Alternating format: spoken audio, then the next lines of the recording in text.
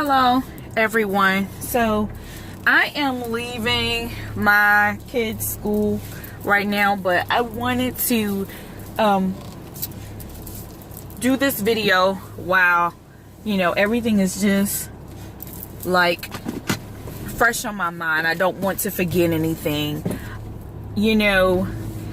Everyone knows that I was battling breast cancer for several years, about 2 years to be exact, maybe between 2 to 3 years. And during that time, it really did have a negative impact on my children. And I'm leaving the school right now because it's report card time, and they just had an award ceremony for the students that made the honor roll, principal's honor roll, perfect attendance, things of that nature.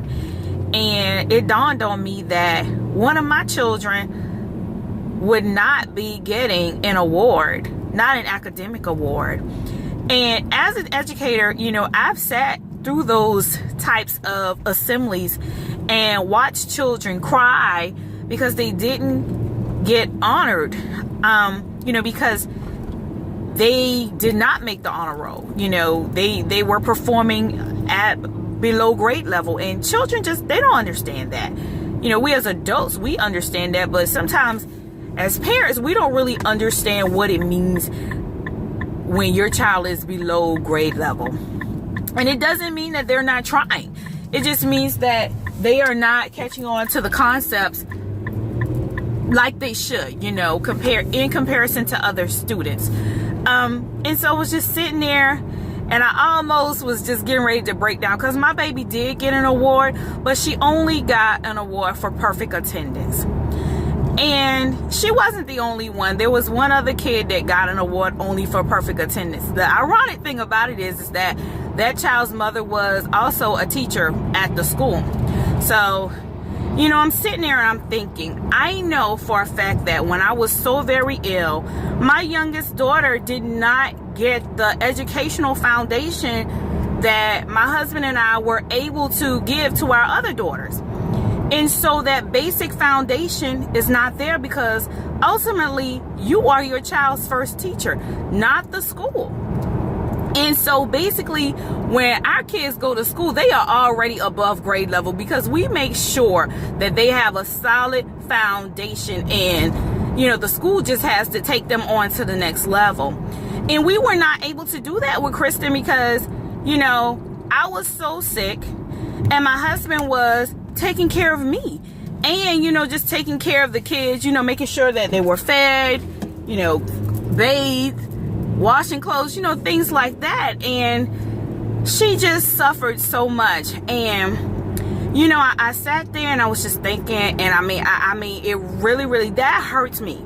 That is just that whole situation just really hurts me, and it will make you break down and just cry. But as I sat there and I started to get emotional, I thought to myself, well, getting emotional really is not going to solve this situation. What are you going to do about it?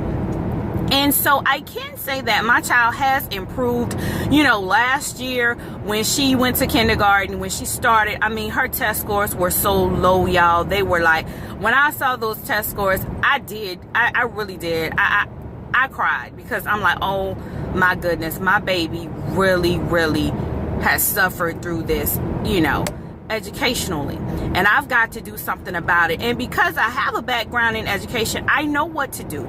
But then it made me think about people who, your background isn't education, and I know what to do, but someone who doesn't have my background, you may not know the resources and things that are available to you that you can use to help your child at home.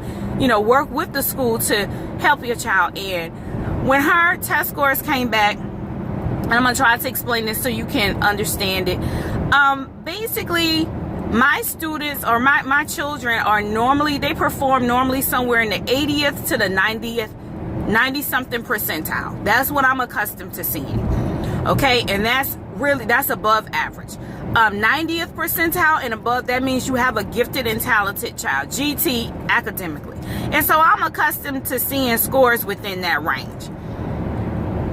However, when my child brought her test scores home last year, kindergarten, she was in the 8th percentile, single digit, the number 8. And when I saw that, I mean, I was just like, I cannot believe this. But it made me so angry, you know, because cancer just doesn't affect the patient. It affects the family. It affects everybody around you. And it really had an impact on my children. And so me and my husband, we were determined to do what we could to get our child back up to par. And I am glad to say that, you know, we worked with her, you know, before school and after school. We both worked with her. And so when her test scores came back home this year, actually this past week, she went from the 8th percentile to the 47th percentile. Now that is a great jump. It really is a really great jump. However, she's still not where she needs to be because right now she's still functioning below grade level. But that's going to change. You know, that is going to change. So I'm sitting here and I'm thinking about it. My mind is just winding. It's like, what are you going to do? So I got some ideas of some things that I'm going to be doing with Kristen, and I'm going to share those things with you because I know I am not the only one. Like I said, I saw another child on there on the stage today. He was not honored for his academic achievements, and his mom was a teacher also. You know, and you may not be a teacher, but your child may be struggling, you know, academically in some way. But there are resources, there are tips, there are strategies that you can use to get your child back up to par. And so I'm going to be making some videos. I'm going to be posting a lot of information, a lot of resources so that we can help our children rise from the bottom to the top. Please give this video a thumbs up and subscribe to my channel. I'd love to have you here. And remember, it's not about me, it's not about you.